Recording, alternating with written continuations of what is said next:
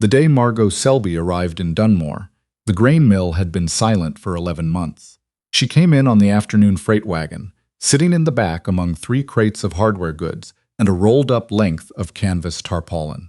The driver, a heavy-set man named Archie, didn't say much on the 2-day ride from Caldwell. That suited her fine. She had run out of things to say somewhere around the Kansas border, somewhere around the same time she stopped crying.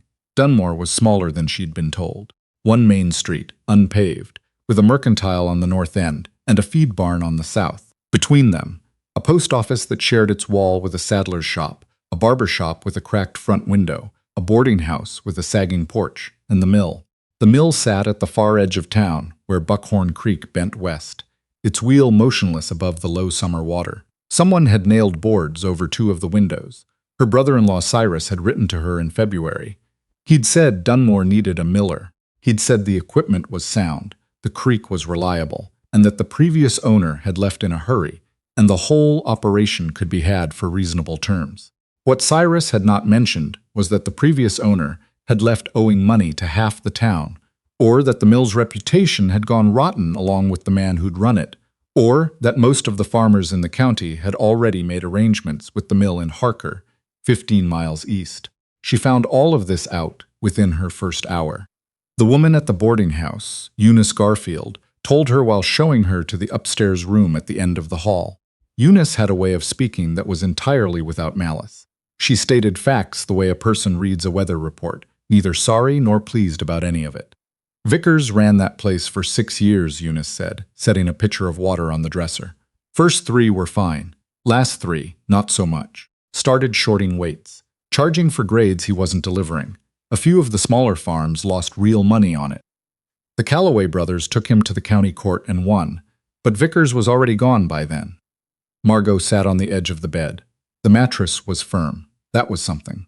So the town doesn't want a mill, she said. The town wants a mill, Eunice said. The town doesn't trust one. That was a different problem. A harder one, maybe. She had come from a milling family. Her father had run a grist operation in eastern Pennsylvania for 30 years, and she had grown up inside the sound of it. The low grinding thrum, the fine dust that settled on everything, the smell of cracked wheat and cornmeal that she had once found ordinary and now found in its absence. Like something she'd lost without knowing she was losing it. She had worked beside her father from the time she was 12. After he died, she had worked for her husband's family, who had their own operation in Ohio.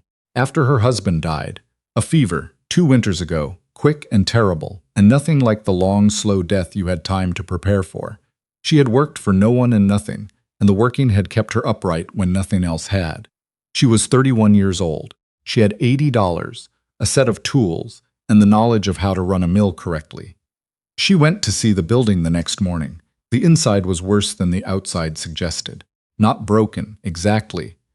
Cyrus had been right that the equipment was fundamentally sound, but neglected in the particular way that comes from indifference. Rust on the iron fittings that didn't need to be there. A bolt missing from the hopper assembly that would have taken 10 minutes to replace, and instead had been improvised around with a piece of wire. The millstones themselves were good, French burr, solid, but they hadn't been dressed in at least a year, and the edges had gone dull. The counterbalance on the sluice gate was off. The grain storage bins had a moisture problem on the east wall. She walked through it twice, making notes in a small book she carried. The list of repairs was long but not impossible. The cost was manageable if she was careful. She could be careful. What she couldn't manufacture was customers. The first 2 weeks, she spent working on the building.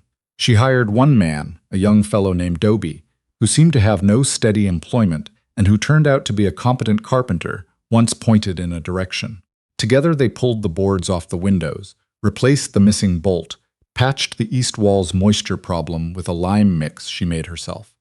She redressed the millstones. She repaired the sluice gate counterbalance. She got the wheel turning. The sound of the wheel was the first thing that changed in Dunmore. People stopped in the street to listen to it. Not obviously, not the way people stop to watch a spectacle, but the way you notice a sound you'd forgotten was supposed to be there. Old Henry Pickett, who ran the mercantile, came out onto his porch and stood with his hands in his pockets for a long moment before going back inside without a word. But no one brought grain.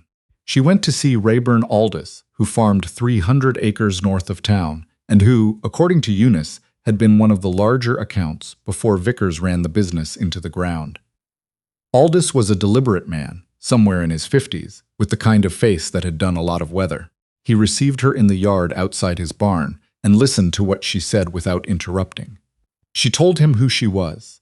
She told him her family's history. She told him what she had found in the mill and what she had fixed. She told him her rates, which were 2 cents per bushel lower than Harker. Aldous was quiet for a moment. "Harker is 15 miles, he said. "But I know what I'm getting at, Harker. You don't know what you're getting from me yet," she said. "That's true. Vickers told people the same things you're telling me, that he came from good stock, that he knew what he was doing. I know he did. I'm not asking you to believe me because I say so. I'm asking you to bring me 20 bushels, whatever grade you want, and watch me run it." Aldous looked at her for a long moment. 20 bushels, he said. That's all. He brought 30. She suspected that was his way of testing, without admitting he was testing. Give more than asked for. See how it's handled. She ran it clean, weighed it honestly on the scale she'd had calibrated in Caldwell before she left, and handed him a ticket with the figures written plain. He checked the figures. He checked them again. "Harker's charging me 4 cents over what this says," he said. "I know what Harker's rates are." He looked at the ticket a third time. Then he folded it and put it in his shirt pocket. "I'll send my boy with another load next week," he said. That was the first one. The second came because of the bread. It started as a practical matter, not a grand idea. The mill produced a certain amount of bolted flour as a byproduct of the test runs she was doing, small batches, checking consistency, making sure the stones were dressing evenly. The flour was good. She knew it was good because she knew what good flour felt like between her fingers, how it held together when you pressed it, what it smelled like fresh. She didn't like to waste it. She had grown up in a household where wasting food was treated as a kind of moral failure, and 31 years of habit don't change because circumstances do. So she baked. She had a small iron stove in the back room of the mill where she'd set up a makeshift kitchen, mostly for her own use during the long working days. The bread she made was a dense, close-grained loaf, the kind her mother had made. German rye mixed with a portion of wheat, dark and substantial, nothing fancy. It kept well. It sliced clean. It tasted like something that had been made with attention. The first loaf she gave away was to Dobie, who had been working late, helping her reinforce the storage bin framing. He was young and he was hungry, and she had extra. He ate half of it before he got home, he told her later. He told his mother. His mother, a woman named Frances Dobie, showed up the next morning with a question that was really a request. Would Margot consider selling a loaf? She'd pay fair price. Margot hadn't thought of it as something to sell. But Frances Dobie had 4 children and a husband who worked irregular days at the livery, and Margot was not in a position to say no to any additional income. She sold Frances the loaf she had cooling on the shelf. 2 days later, Frances came back with her neighbor. The neighbor's name was Sylvie Prudhomme, and she was the most direct woman Margot had encountered since leaving Ohio. She tasted a piece of the bread that Frances had brought along as a sample, chewed it deliberately, swallowed, and said, "How much for 2 loaves a week?" "I'm not a baker," Margot said. "I'm a miller. You're making bread as a side effect." "Well," said Sylvie Prudhomme, "your side effects are better than most people's intentions." Margot looked at the 2 women standing in her back room and thought about the winter coming and the money she still needed to cover the repairs and the thought she had been not thinking since she arrived, which was, what if this doesn't work? What if Dunmore never trusts her? What if Vickers had broken something that couldn't be fixed? She agreed to 2 loaves a week for Sylvie Prudhomme. By the end of October, she had 14 regular bread customers. She was not pursuing this. That was the thing she kept having to remind herself. She was not running a bakery. She was not trying to build a second business. She was not doing anything except producing a byproduct of her actual work and not wasting it. But the bread was doing something she hadn't planned for. It was getting people into the building, because when Sylvie Prudhomme came for her loaves, she stayed to talk. And when she talked, she stood near the operation and watched. And she asked questions, not suspicious questions, genuinely curious ones. How does the stone grind without cracking the grain? What's the difference between the grades? How do you know when the flour is right?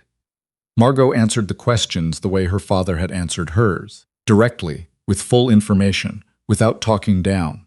Sylvie Prudhomme went home and told her husband, who was on the County Roads Commission, that the new miller was the real thing. The roads commissioner's wife's opinion traveled faster than any advertisement Margot could have bought. The first hard test came in November. A man named Whitfield Brace showed up at the mill on a gray Tuesday morning with a wagon load of winter wheat and a manner that told Margot he'd come not entirely to do business. Brace was the kind of man who took up more space than he occupied. He had a loud voice and a slow way of moving that suggested he'd never been required to hurry for anyone. He was one of the larger landholders in the county, and he had, according to several sources by now, been one of the people who had lost the most money to Vickers's short waits. He looked around the operation while Margot waited. "Here you've been doing decent work," he said. "Aldous speaks well of you. Few others.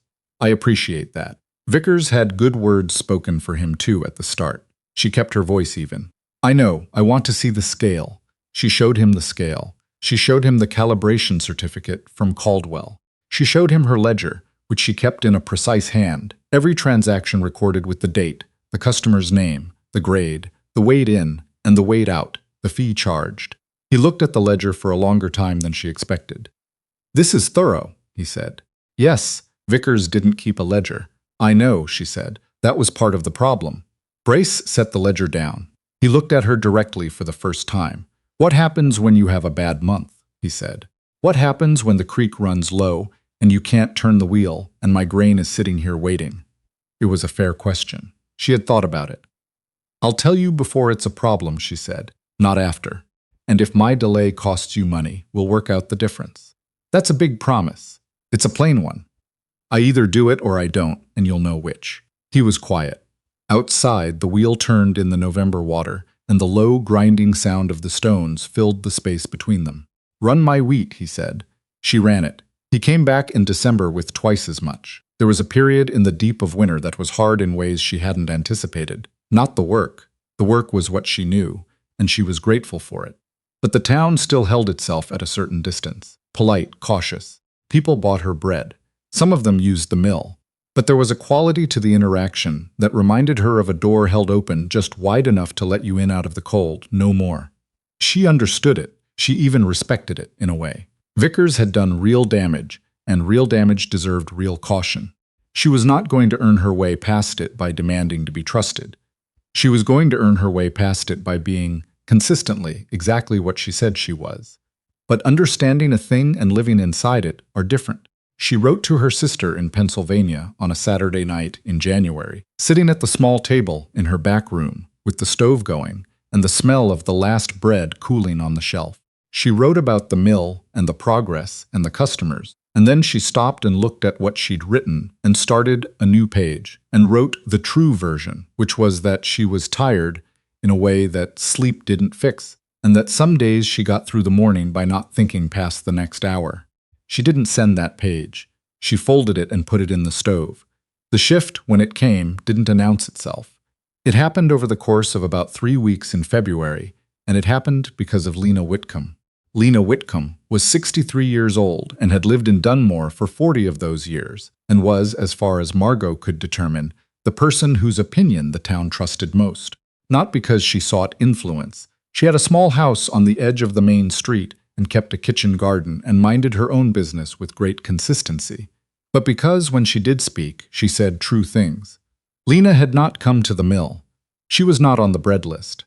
She had not, as far as Margot knew, said anything about her at all. In early February, Lena's roof developed a problem. It was a bad winter for roofs, the snow load, then a sudden thaw, then a freeze again, and half a dozen buildings in town had issues of one kind or another. But Lena lived alone and didn't have a lot of money, and the men she might normally ask for help were occupied with their own repairs. Margot heard about this from Francis Doby, who mentioned it in passing while picking up her weekly loaf. She went to look at the roof on a Thursday afternoon when the light was still good. She had patched a roof or two in her life. Her father's farm had taught her that you learned to do what needed doing, and she could see immediately that the problem was not as bad as it might have been. One section of the shingles had lifted in the thaw-freeze cycle and let water in behind them. 2 hours of work and the right materials would fix it. She told Lena what she'd found. Lena looked at her with calm, measuring eyes. I can pay you for the materials, she said. And a fair hour's wage. I'll take the materials cost, Margot said. The time I have. She fixed the roof on a Friday. Dobie helped her on his own offer without being asked. Lena brought them both coffee at mid-morning and stood below watching in a way that was not supervisory but simply attentive, as if she was noting something. 2 weeks later, a farmer named Silas Tewksbury brought in a large load of mixed grain that he'd been sending to Harker for 3 years. He said, when Margot asked, that Lena Whitcomb had mentioned her. He said it simply, as if no further explanation was needed. 3 more farms came in before March. Spring arrived, and with it the kind of business she had hoped for, but hadn't let herself count on. Planting season brought in the seed corn and the small grains, and milling season proper was beginning. She was running the wheel 6 days a week. She had taken on a second assistant, a quiet older man named Taft, who had worked a mill in Missouri and knew his business, and together they were managing the volume. The bread had, almost without her noticing, become its own proper operation.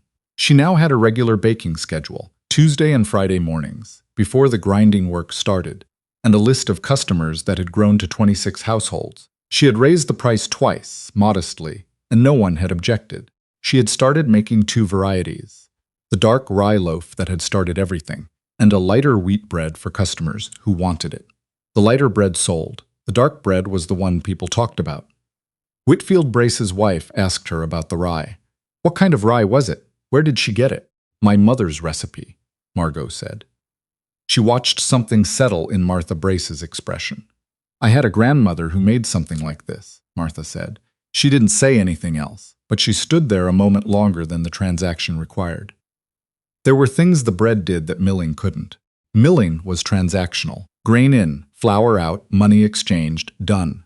The bread put people in the same room with her for a few minutes and gave them something to talk about that wasn't business. It was, she eventually understood, trust in a form you could eat. The trouble, when it came from outside. She had known since the first week that the terms of her arrangement on the mill property were not simple. The building and the equipment she had purchased outright, borrowed money, her own savings, every available resource. But the land under it, the mill site, was leased from the county. The lease had been grandfathered through several previous operators and was technically month to month, which had seemed like a minor detail when Cyrus had explained it, and now seemed considerably less minor. A man named Preston Yoke showed up in April.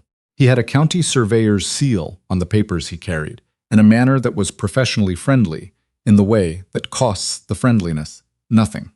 He explained, standing in her mill, that the county had received an offer to purchase the mill site from a development interest in Wichita. The interest intended to redirect the creek water rights and develop the land for a different commercial purpose. The county was inclined to accept the offer. Her lease, being month to month, could be terminated with 30 days' notice. She kept her face still while he talked. She had learned, over 2 years of problems she'd had to manage alone, that the moment you showed the shape of the hole in you was the moment other people started measuring whether they fit into it. When does the county meet to vote on this? She said. 3 weeks Tuesday. Is it a done thing, or is it a vote? He hesitated just slightly. It's a vote. After he left, she stood at the mill window and looked at the creek and the wheel turning in it, and thought about what she had. She had a building she'd repaired with her own hands. She had an operation that was now genuinely running. She had 26 bread customers and 15 farming accounts, and the quiet endorsement of Lena Whitcomb and the louder endorsement of Whitfield Brace, and the knowledge that she had not once, shorted a weight or misrepresented a grade, or told anything but the plain truth to any person who'd given her their business. What she had, she realized, was a case, and a case needed to be made. She went to see Rayburn Aldous first. He was her first customer, and that meant something, she thought, not leverage, exactly, but a kind of standing. She told him what Preston Yoke had told her. She told it plainly, without drama, laying out the facts the way she laid out a ledger entry. Aldous was quiet for a moment. The development interest, he said. What do they want with a mill site? Yoke didn't specify. My guess is the water rights. Creek rights in this county are not simple to redirect, Aldous said. He said it as if he was thinking out loud. There are 4 farms downstream that have water agreements going back to statehood. Someone would object. I imagine so, she said. Aldous looked at her. What do you need from me? I'd like to speak at the county meeting. I'd like to know I'm not speaking alone. He nodded, once, the way he'd nodded when he agreed to bring 30 bushels in September. She went to Whitfield Brace next. Brace was louder about it. They want to take the water rights, he said, before she'd finished explaining. That's what this is. That Wichita outfit's been trying to get traction on creek water in this county for 2 years. I know who they are. Do you? She said. I do, and the county commissioner's seat is up for election in the fall. He said it the way he said most things, as a statement of interconnected facts rather than a threat. She visited Sylvie Prudhomme. She visited Francis Doby. She visited Taft, who turned out to have lived in Dunmore for 20 years and to know the county surveyor personally, and to have some pointed things to say about the procedural legitimacy of month-to-month lease terminations under county statutes that she hadn't known about. She went last to Lena Whitcomb.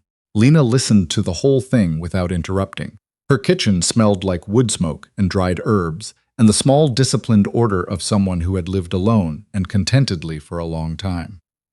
The county meeting, Lena said when Margot finished.